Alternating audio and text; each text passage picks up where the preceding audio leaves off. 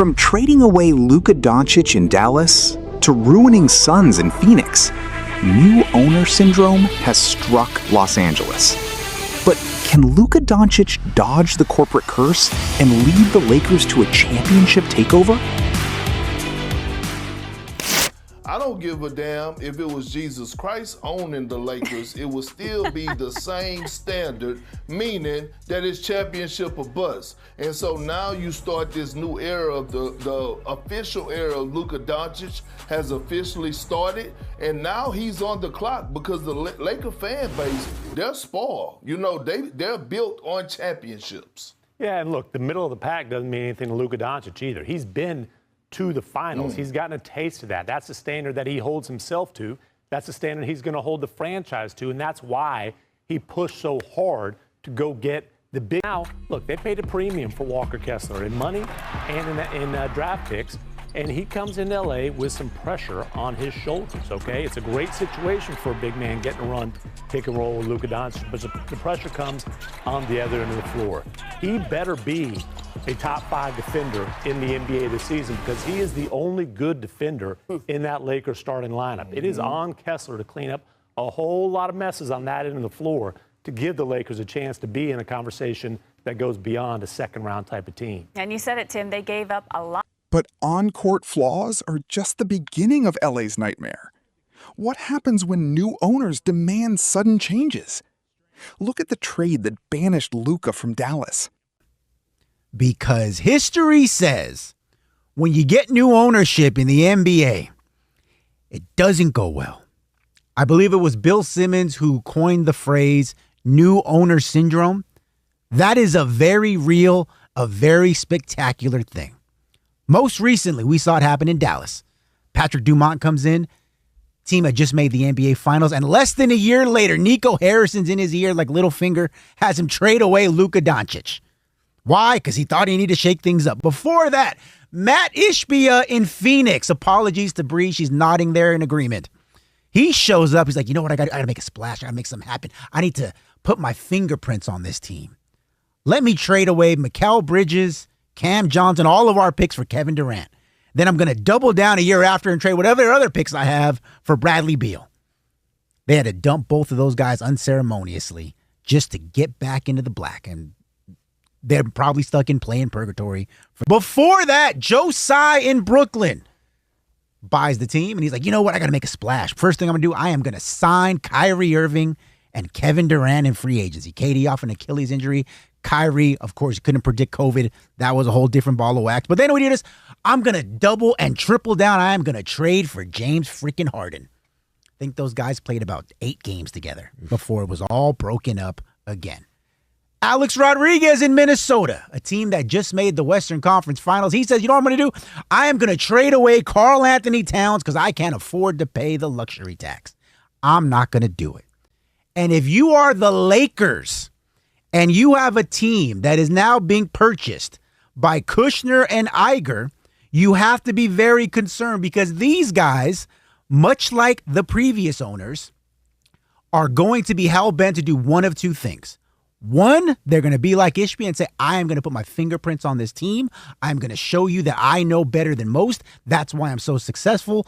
And 9 times out of 10, it's going to backfire. Or number 2, and this is more likely, you're going to be like Alex Rodriguez. You're going to say, health. But Bob Iger is the name you probably do know, right? Because everyone knows Disney, everyone knows ESPN and ABC. Bob Iger had to come out and admit publicly that one of the reasons why his tenure in Disney ended so spectacularly with so many box office flops and creative missteps is because he was worried about quantity over quality. That he says, I'm going to keep going to the well for The Marvels, Indiana Jones and the Dial of Destiny, Solo, a Star Wars story, all of these, what do they call it, AI slop nowadays, anything he could do to turn a quick buck. He was not interested in making a good product. He was interested in making. And I am not confident in any of that. I know Bob Iger is a huge basketball fan. Sure. He's a Clipper fan. Which makes no sense. Right. Don't know how you can be a huge basketball fan and a Clipper fan at the same time. Don't know. Maybe this is his diabolical plan to tank the Lakers and add value to the Clippers or mystique to the Clippers, Sure. which nothing on planet Earth can do that. That bet has already been made, and you're just lying in it. Sorry, Clipper fans. Sorry, Monty. I had to do it. I had to use you. I'm in such a bad place. Hurt people. Okay. I'm not happy. Okay. I'm not happy about it. The old guard basically age out, right? The Jerry Buss, of course, and his family being down. Yep. Even in baseball with the Steinbrenners, is the guys who bought these teams back then were like, hey, I love this team. This is going to mean something to me. Now, they weren't always successful, but it mattered to them, whether they won or lost.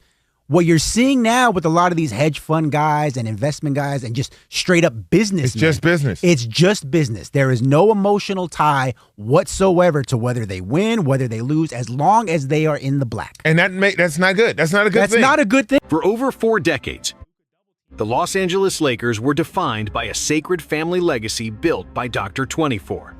Jerry Buss, a legendary basketball dynasty fueled by passion, pride, and an unyielding commitment to winning. But that historic era has vanished into thin air. In an explosive $12.5 billion transaction that shattered all sports valuation records, 80% majority control of basketball's crown jewel was sold to former Disney chief executive Bob Iger and venture capital titan Josh Kushner. For Laker Nation, this monumentally lucrative sale is not a cause for celebration. It is a terrifying omen. History across professional sports proves that whenever a new ownership group arrives, an insidious infection takes hold: new owner syndrome. It is a psychological trap where billionaire investors arrive convinced they know far better than veteran basketball executives, hell-bent on putting their personal fingerprints on the roster, only to trigger catastrophic franchise collapse. And Laker fans need look no further than recent NBA history to witness the terrifying wake of destruction left by new owners across the league. Look at what happened in Dallas. Patrick Dumont took control of the Mavericks just months after an inspiring NBA Finals run. But instantly, new owner fever struck. Listening to whispers inside the front office from executive figures, Dumont authorized a shocking trade that shipped Luka Dončić out of Dallas, destroying a potential dynasty before it even blossomed. Simply because he thought he needed to shake things up and put his own stamp on the franchise. Look at Phoenix. Mat Ishbia purchased the Suns and immediately declared to the media that he was going to make a massive splash. He mortgaged the team's entire future, trading Mikal Bridges, Cam Johnson, and every available first-round pick for Kevin Durant, then doubled down a year later for Bradley Beal. Today, the Suns are trapped in play-in purgatory for the next 6 years, forced to dump star contracts just to get back into financial order and clear cap space. Look at Brooklyn. Joe Tsai bought the Nets and immediately surrendered operational control to superstars, assembling Kevin Durant, Kyrie Irving, and James Harden. That legendary trio played a grand total of 8 games together before the entire experiment imploded into total public embarrassment. Time after time, new owners arrive with arrogant ambition, ignore expert advice, and leave behind years of athletic ruin. When Mark Walter owned majority interest alongside the Dodgers group, 70% of team profits were reinvested directly back into player rosters, scouting networks, and championship infrastructure. But Bob Iger and Josh Kushner represent a completely different corporate mindset: Wall Street private equity. These men are not Laker fans. They are not basketball enthusiasts. They view the purple and gold as a high-yielding financial spreadsheet. Bob Iger publicly admitted that his tenure running Disney ended in box office flops because he prioritized quantity over quality, turning out quick cash products to maximize short-term profit instead of protecting artistic excellence. That exact corporate greed and desire for quick bucks is now coming directly to El Segundo and crypto. Camarena, threatening to erode the winning culture built over generations.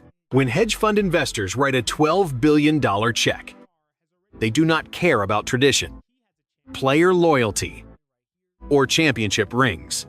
They care about remaining in the black and delivering high returns to shareholders.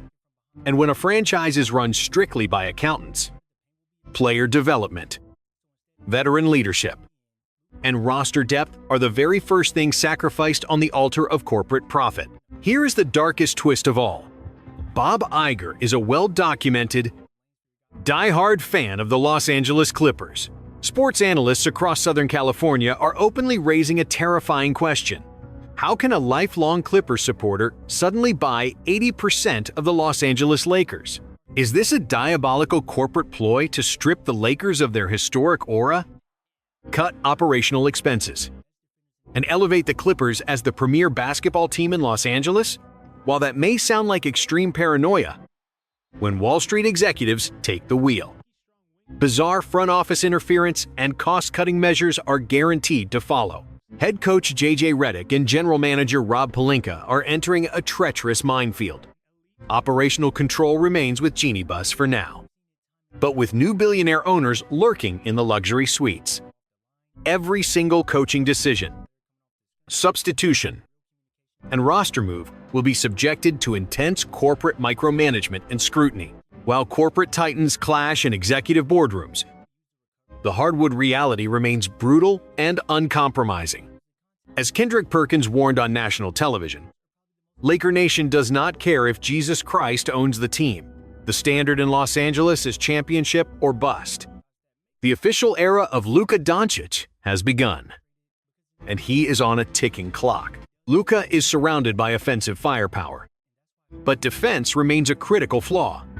Newly acquired center Walker Kessler stands as the sole high-caliber defender in the starting lineup, tasked with cleaning up endless perimeter breakdowns on every single possession to keep Los Angeles competitive against Western Conference juggernauts like Denver, Oklahoma City, and San Antonio. Luka survived the new owner curse in Dallas, but he cannot afford to be trapped in executive purgatory in Los Angeles. Without LeBron James to absorb the blame, Luka stands alone at the epicenter of a $12.5 billion empire. The new owners want profit. Fans demand a banner.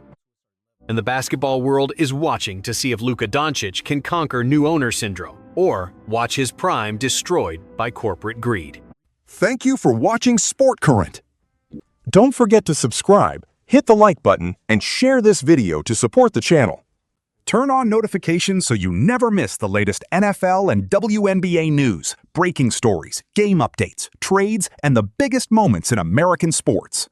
Stay tuned for more updates, and we'll see you in the next video, right here on Sport Current.